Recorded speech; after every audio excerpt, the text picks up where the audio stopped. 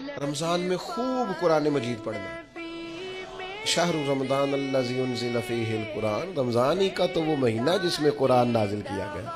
نبی کریم صلی اللہ تعالی علیہ وسلم رمضان المبارک میں حضرت جبریل امین علیہ السلام کے ساتھ قرآن مجید کا دور فرمایا کرتے.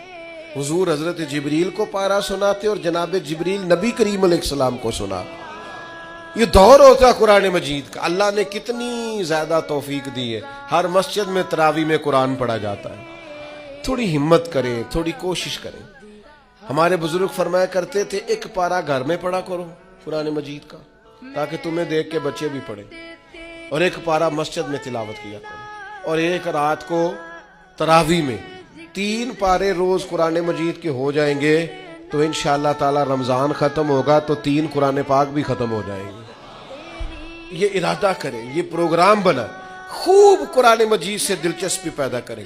تیسرا کام رمضان میں جو کرنے والا ہے وہ ہے کثرت سے استغفار.